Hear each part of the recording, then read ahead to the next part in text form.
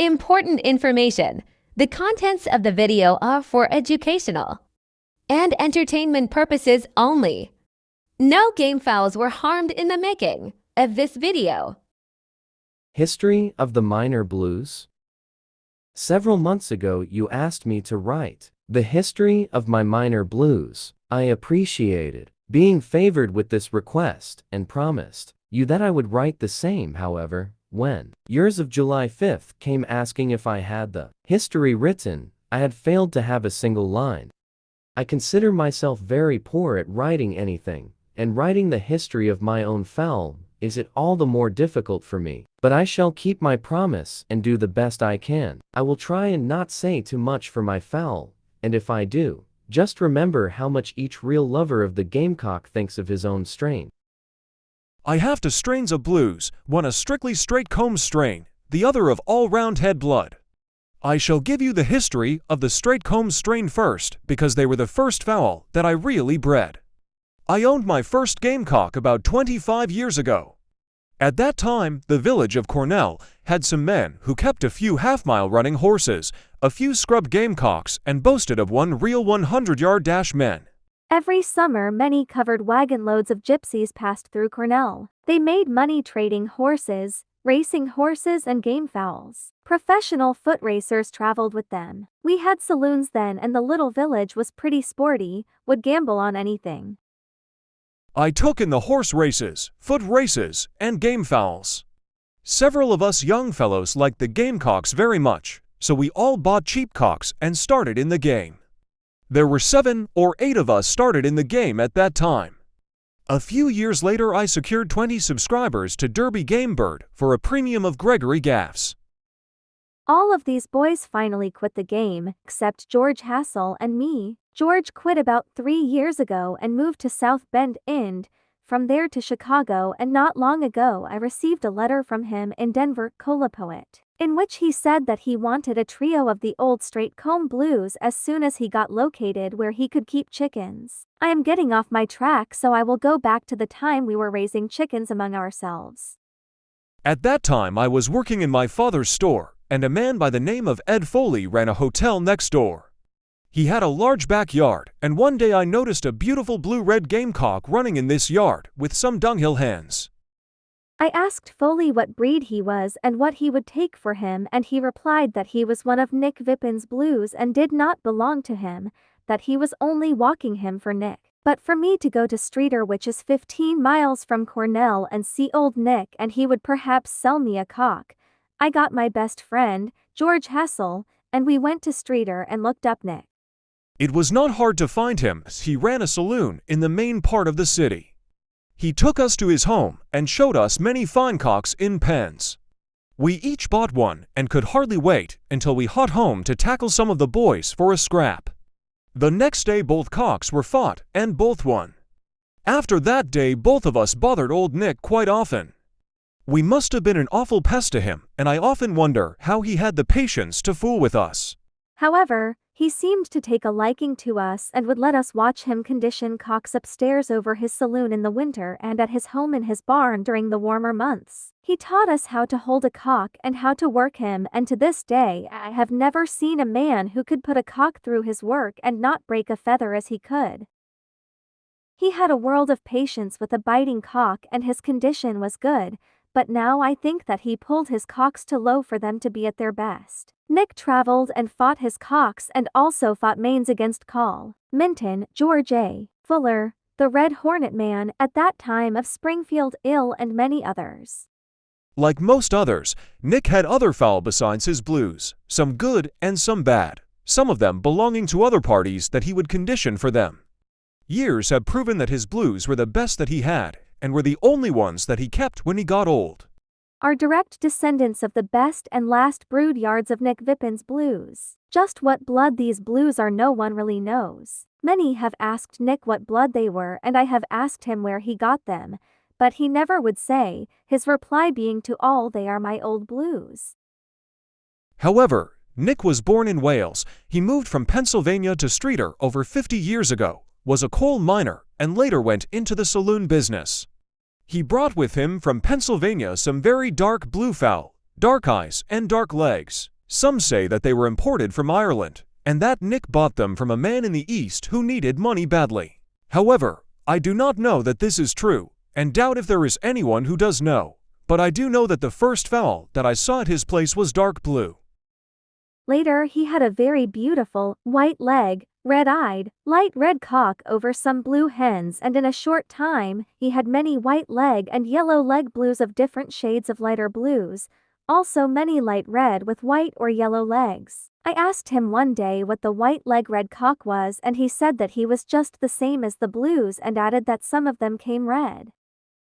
I bought a 4.1 for white leg red cock of him that had one bottom weighting one of his mains and 6 dark blue hens. My friend Hassel bought a 5.0 for dark blue, slip leg cock, and 2 dark blue hens. I had the pleasure of being in on the last 3 mains that Nick fought. My friend George Hassel was also in on one, these being fought against local parties.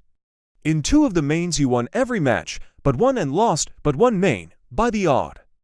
After the last main, which he won, he told Hassel and me that he was going to give each of us a good cock that had won in the main and tell us how to breed them. We already had 8 dark blue hens, the dark blue slip leg cock and the white leg 4.1 for cock. Then he gave Hassel the white leg red 6.0 to cock. This cock was old, but did not show it, and had won quickly in the main. A year or 2 before Hassel had asked Nick to price this cock, but he would never do it. When Nick gave Hassel the cock, he told him that since he had always wanted him so badly, that he would make him a present of the cock, and told him to breed him over the pullets from the slip leg blue. He then gave me a fine young 5.08 dark blue cock that had won a sensational battle in the main, and told me to breed him to the pullets from the 4.1 for red. I never got a picture of the slip leg nor the old white leg red Hassel got, but I had a photographer take a picture of the 4.1 for red and I took a snapshot of the 5.08 blue. The one I took is not clear, but I am sending both for you to print. Hassel and I bred these 4 cocks and 8 hens just as we were told to do, and exchanged stags and pullets each year and mated more yards. We could do this nicely with 4 yards to draw from. At about the same time that we got the last 2 cocks from Nick, a friend of mine named Harry Rucker, who lived in Cornell, bought a 3-time winner brown-red, white leg cock from Nick and bred him on some dom hens he had, and 2 years later Hassel bought this vipend cock from Rucker and later bred him over daughters of the slip leg.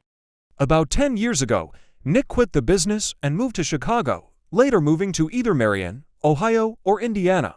I have forgotten which, and finally came back to Streator, where he died about 3 years ago.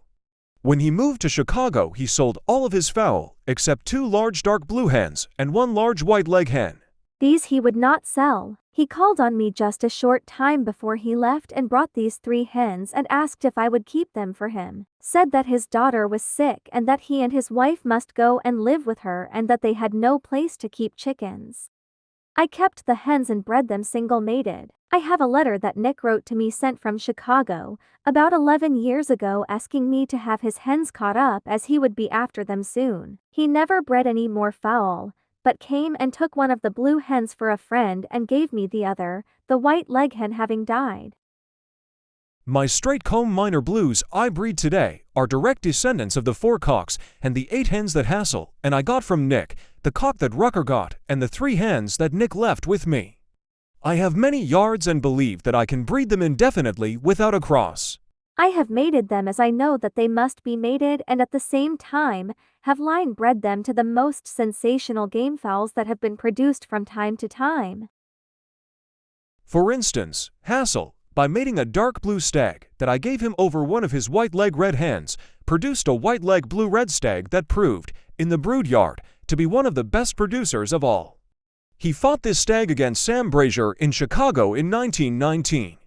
Brazier had a wonderful stag and cut Hassel's stag blind in one eye and broke one wing in the first pitting, but Hassel could hardly hold his stag during the rest period, and when turned loose for the second pitting he went across like a flash. And with one eye and one wing has gone he shuffled Brazier's stag to death. Hassel bred this stag that year and as a cock for 2 years. We called him Old Blinker.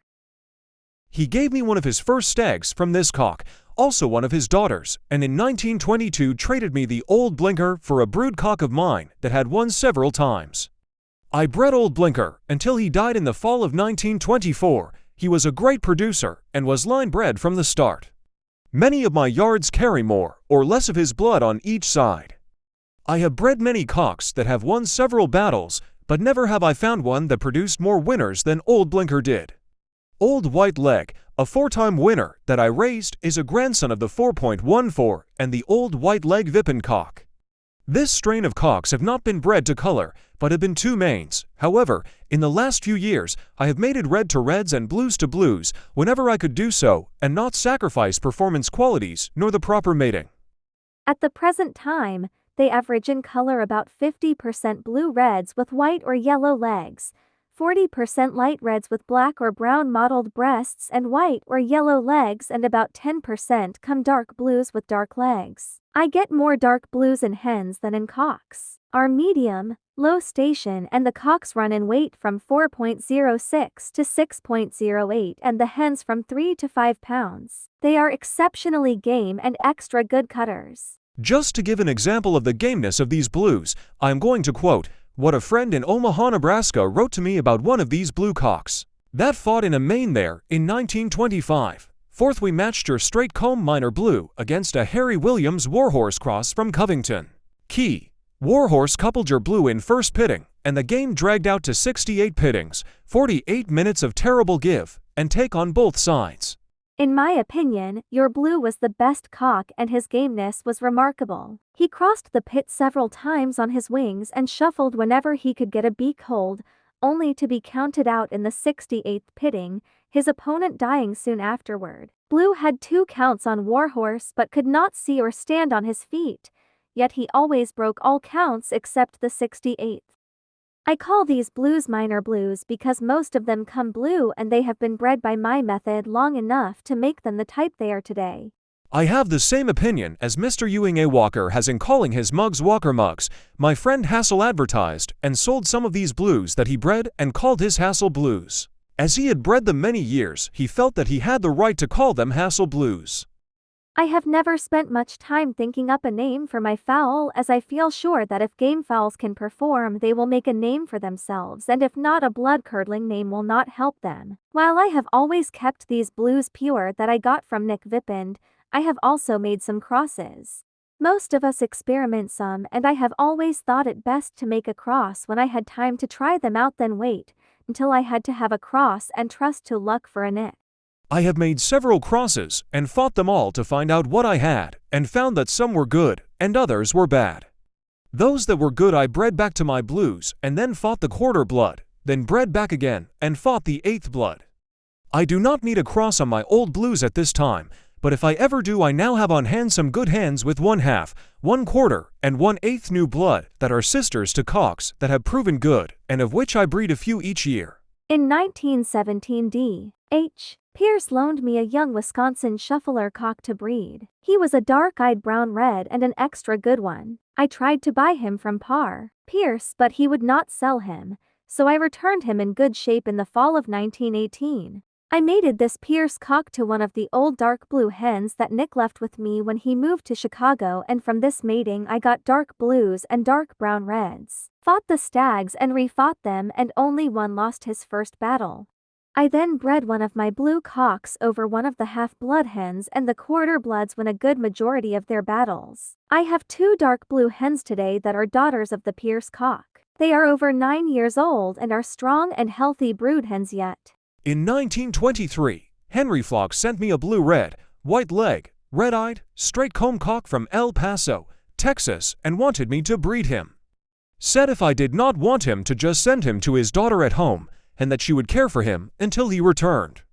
Flock had won twice with him and had pronounced him a wonder. He said that James G. Oakley had bred him out of a Smith blue cock that he got off Smith Brothers that won in the Opelousas tournament. I bred this cock single-mated on one of my old blue hens, and he nicked well with my blood. I bred back to my blues, and the quarter bloods won a larger percent than did the half-bloods. I am saving some of the quarter blood hens.